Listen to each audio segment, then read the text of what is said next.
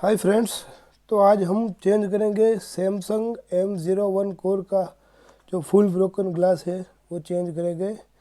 तो मेरे सभी व्यूअर को हैप्पी उत्तरायण और नमस्ते सभी को। तो आप देख सकते हैं फ्रेंड्स कि ये फुल ब्रोकन ग्लास है। देखिए ऊपर से पूरा टूटा हुआ है। इसको निकालने में थोड़ी तो सावधानी हमको बरतनी पड़ेगी, लेकिन इजीली हम ग्लास चेंज करेंगे। आप पूरा वीडियो देखोगे तो आप समझ जाएगी कि कैसे हम इजीली इस पूरे मोबाइल को ठीक करेंगे और without risk any problem without problem हम ग्लास कैसे चेंज करेंगे फ्रेंड्स। तो हम पहले स्क्रू खोल लेते हैं। और फ्रेंड्स, ग्लास चेंज करने में आपको मेन तो क्या है कि थोड़ा धीरे धीरे काम करना पड़ता है और पूरा ध्यान लगाना पड़ता है, क्योंकि ग्लास में क्या है कि आपका वर्कलोड ज़्यादा रहेगा। आपको दूसरे काम की या आपको कस्टमर आपके ऊपर खड़ा रहेगा तो आपको ग्लास चेंज करने में क्या है कि थोड़ा अनकंफर्टेबल फील होगा, क्योंकि ये जो प्रोसेस है ना वो थोड़ी इसमें हमको जो एकाग्रता होती है ना वो चाहिए। जो आप दूसरा कोई आपका कस्टमर या फ्रेंड आपके ऊपर खड़ा होगा तो जो परफॉर्मेंस मिलता है वो परफॉर्मेंस मिलने में थोड़ी प्रॉब्लम होगी। इसीलिए जब भी आप ये काम करें तो आप अपने तरीके से किसी भी फ्रेंड्स या कस्टमर को टाइम ले ले पूरा। और जब भी फ्रेंड्स हो तभी तो ये काम करना थोड़ा ज़्यादातर इसको टालें। आपकी मास्टरी आ गई होती है उसकी कोई दिक्कत नहीं होती, मास्टर की कोई बात ही नहीं कर रहे हैं। लेकिन जो बिगनर है, जो इसी बिगनर के लिए ये वीडियो स्टार्ट है, क्योंकि मास्टर तो मैं भी नहीं हूँ। मास्टर तो शायद बनना में बहुत ज़्यादा मेहनत करनी पड़ती है, और जो मास्टर होते हैं वो खुद को मास्टर भी नहीं कहते। इसीलिए जो ये बिगनर है जो ग्लास का काम करना चाहते हैं या ग्लास का काम सीख रहे हैं, जो भी सोच रहे हैं कि ग्लास का काम मैं भी स्टार्ट करूं, उसी के लिए ये मैं वीडियो चैनल स्टार्ट किया है। और मैं जो आपको ये चैनल में जो जो प्रोवाइड करूँगा वो मोबाइल रिपेयरिंग बिजनेस और रिपेयरिंग के जो फैक्ट, जो सीक्रेट और जो रिपेयरिंग में नॉलेज चाहिए वो पूरा नॉलेज हमारी चैनल में मिल जाएगा। लेकिन धीरे धीरे स्लोली ये क्या है कि नॉलेज का जो क्या होता है कि एक बार में पूरा नहीं मिलता, तो आपको हमारे साथ कनेक्टेड रहना पड़ेगा। प्लीज़ आप मेरी भूल होगी तो आप उस भूल को नज़रअंदाज करिएगा, क्योंकि भूल के साथ साथ मैं आपको जो वो भी चीज़ें बताऊंगा जो आपके लिए सीखने लायक होगी, जो देख सकते हैं आप। जो मैं थोड़ा थिनर और वो पतरे की मदद से कैसे मैंने थोड़ी जगह बनाई, और जो ओसीए का वेस्ट पेपर होता है, आपको ओसीए का वेस्ट पेपर मिल जाए तो ठीक है, वरना मोटर रिवाइडिंग के वाले के पास से आपको वाइट पेपर मिल जाएगा जो हार्ड आता है। उसमें सबसे पतला वाला पेपर होता है ना, वो आप यूज़ कर सकते हैं। वो नॉमिनल प्राइस में मिल जाता है। आपके पास जो ओसीए का वेस्ट पेपर मिल जाए तो बेस्ट है, लेकिन मिल जाएगा ना, क्योंकि आप जो कॉम्बो का काम कर रहे होगे तो आपको वेस्ट पेपर तो मिल जाएगा, ऐसी कोई बात नहीं है।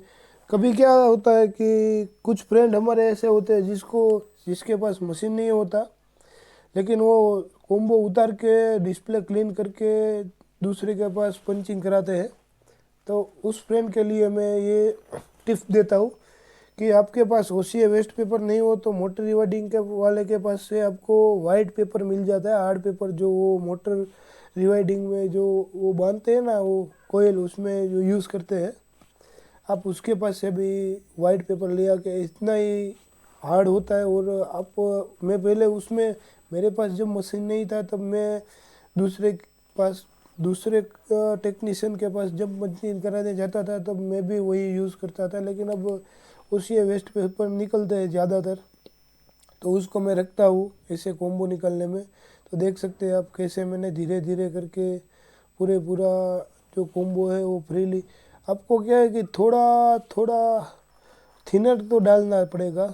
जो लिक्विड आता है वो डालोगे तो ही आपका ग्लू वो नरम होगा, और ग्लू नरम होगा तो ही आपका जो स्क्रीन है वो आसानी से निकलेगा। देख सकते हैं आप, अभी थोड़ा टाइट हो रहा है, तो मैं देखिए कि कैसे इसको इसको जोर ज़बरदस्ती इसको करनी ही नहीं है हमको, पूरा उसको स्लोली स्लोली और इजी होता है तो ही काम करने का। हार्ड लगे तो वह रुक जाओ और देखो, सोचो क्या से निकाले हम इसका। और मेन बात है कि जब आप कॉम्बो निकालेंगे ना, तो अब जो पेपर जो है वो राउंड में जब घुमाएंगे, तब जिसमें क्रैक होगा, जिस जगह पे क्रैक होगा वहाँ पे आप ज़्यादा जोर ना दें। क्रैक क्रैक वाली जगह पे आप पतरे को घुसा के उसमें लिक्विड डालें, उसको सॉफ्ट करें पहले, फिर ही आप उसको थोड़ा जोर दें। अभी सेपरेटर पे हम 85 डिग्री पे गर्म करेंगे,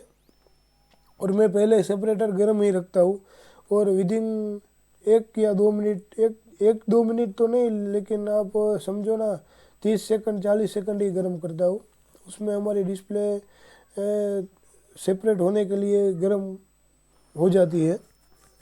और एक साइड के कोने में से पहले ऑलवेज डायरेक्ट आप ऊपर से सीधे सीधा ग्लास को कभी नहीं उतारे, पहले एक कोने से डालें फिर दूसरे कोने से डालें। उसमें क्या है कि आपका जो जो पत्ता होता है ना डिस्प्ले का, वो टूटने का कम से कम या 0% चांस रहता है।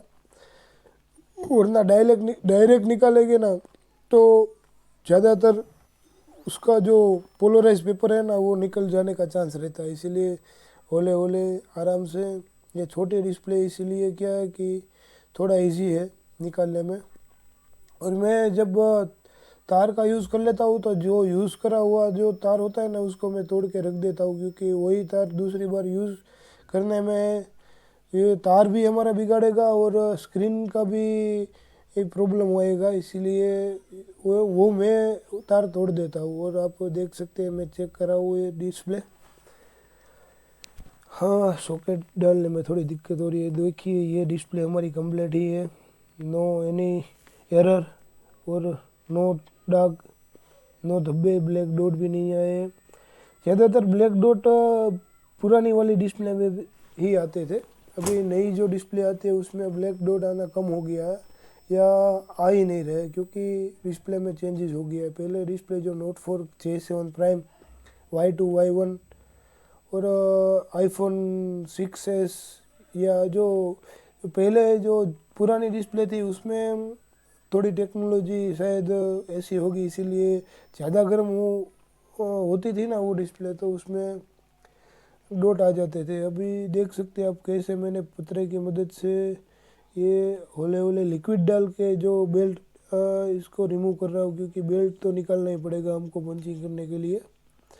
ऐसे डायरेक्ट पंचिंग में रिस्क रहता है, इसीलिए मैं तो एमोल डिस्प्ले आती है A50 की, और ऐसी सभी डिस्प्ले को भी मैं भी ये पत्ता निकल के ही पंचिंग करता हूँ, क्योंकि जो पत्ता रहता है उसमें क्या है कि रिस्क ज़्यादा रहता है। और ये जो बर्तन मांजने का जो स्क्रब आता है ना फ्रेंड्स, वो स्क्रब की मदद से आप इजीली आराम से आपका ग्लू 100% सॉफ्ट तरीके से विदाउट एनी एरर आप इसको ग्लू निकाल लेंगे। क्योंकि क्या है कि जो हम जो cotton paper, white cotton paper आता है ना, उसकी मदद से ग्लू निकालने में थोड़ी देर लगेगी। इसीलिए पहले इसको हम जो ग्लू है उसको नरम कर देते हैं, फिर वाइट कॉटन पेपर का यूज़ करेंगे और आराम से हमारी स्क्रीन क्लियर हो जाएगी, तो उसमें कोई दिक्कत नहीं है।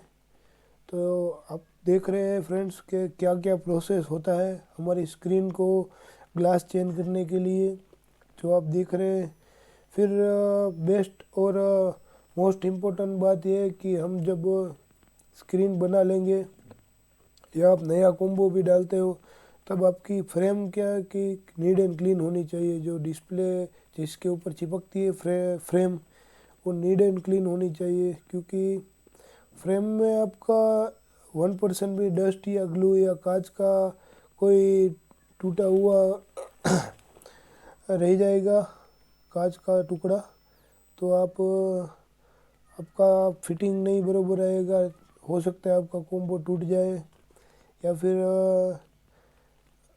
परफेक्शन मिलेगा नहीं फ्रेंड्स। तो आपको ये जो फ्रेम होती है ना उसको नीट एंड क्लीन घिस घिस के 100% आपको क्लीन करना पड़ेगा। ये मैं ब्रश यूज़ करता हूँ फ्रेम साफ करने के लिए, क्योंकि ब्रश से इजीली आपकी फ्रेम साफ हो जाएगी। तो देख सकते हैं आप, मैंने लास्ट क्लीनिंग है मेरा। अब मैं लास्ट क्लीनिंग तो मेरा फाल्कन स्प्रे है, लेकिन मैं आपको दिखा रहा हूँ कि कैसे ये स्क्रीन हमने क्लीन कर दी है और स्क्रीन ओके ही है ना, आप देख सकते हैं। नहीं फ्रेंड्स, मेरे पास अभी ओसीए वाला ग्लास है, तो मैं विथ ओसीए वाला ही ग्लास यूज़ करूँगा।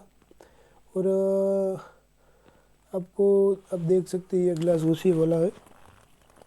और इजीली फ्रेंड्स, ये कोई ऐसी बड़ी बात नहीं है, आप थोड़ा बहुत काम करेंगे तो आपको नॉर्मली आपको ये सब आ जाएगा। इसमें कोई ऐसी टेक्नीशियन वाली बात नहीं है, माइंड वाली। लेकिन क्या है कि उसको थोड़ा पेशेंस रख के, थोड़ा धीरज के साथ, और आप जो आपका माइंड है ना वो पूरा इसमें फोकस करके तो काम करना पड़ेगा।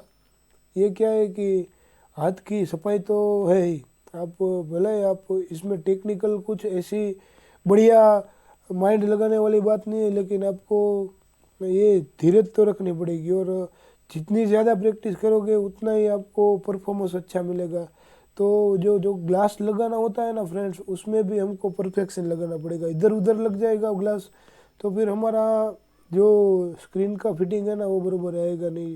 इसलिए ग्लास परफेक्टली कैमरा देख के, ना डिस्प्ले उधर लगे ना इधर लगे, ऐसे परफेक्ट राउंड में ग्लास आप लगाएंगे तो ही आपका पंचिंग सही तरीके से होगा। ये मेरा फॉरवर्ड का सीईओ मॉडल है फ्रेंड्स, तो इसमें मैं पंचिंग करूँगा। पंचिंग में क्या है कि स्क्रीन आपको जो ये मैट दिख रहा है ना, उसकी जो फिलामेंट होती है ना उसकी लेवल में ही हमको स्क्रीन रखनी है, ना अंदर ना बाहर। ज़्यादा अंदर रखते हैं तो कभी कभी डिस्प्ले में जो पट्टा आ जाता है या फिर फिलामेंट का जो टूटने का प्रॉब्लम होता है ना, स्क्रीन का जो मेन जो सर्किट होता है वो फिलामेंट जिसको बोलते हैं वो टूट जाता है।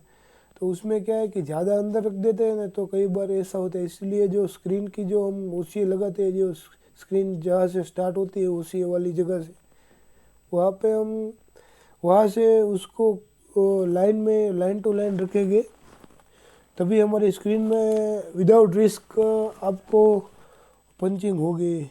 मैंने जब जितनी डिस्प्ले में ये तरीका ट्राई किया, उसमें J7 की कॉपी डिस्प्ले भी ले लो, तो उसमें स्क्रीन टूटती नहीं है। देखिए हमारी पंचिंग कंप्लीट हो गई है और ये हम देख रहे हैं कि हमारी स्क्रीन तैयार हो गई है चिपकने के लिए। अभी क्या है कि थोड़ा ट्यूब लगा के आराम से अभी मैं आपको चेक कराता हूँ कि स्क्रीन की पंचिंग कैसी हुई है, स्क्रीन में कोई प्रॉब्लम आई है या नहीं आई है। तो आप देख सकते हैं नो एरर, कंप्लीट हमारी स्क्रीन बन गई है, टच भी कंप्लीट चल रही है और ये हमारी स्क्रीन बन गई। तो अभी तो 2 मिनट का काम है पंचिंग करना। तो फ्रेंड्स अब देख सकते हैं कि कैसे हमने सैमसंग M01 कोर, जो छोटा वाला मोबाइल आता है सैमसंग का स्टार्टिंग मॉडल, उसमें कैसे हमने पंचिंग की। और मैं मैकेनिक का L7000 जो ट्यूब होता है वो मैं यूज़ करता हूँ। और सभी ट्यूब में तो क्या है कि पहले वो जेलिंडे का आता था, वो भी मैं यूज़ करता था। ट्यूब तो सभी अच्छी आती है, उसमें कुछ बहुत ज़्यादा प्रॉब्लम नहीं रहती, जो मिल जाए इजीली और जो अच्छी हो वो यूज़ करने का होता है।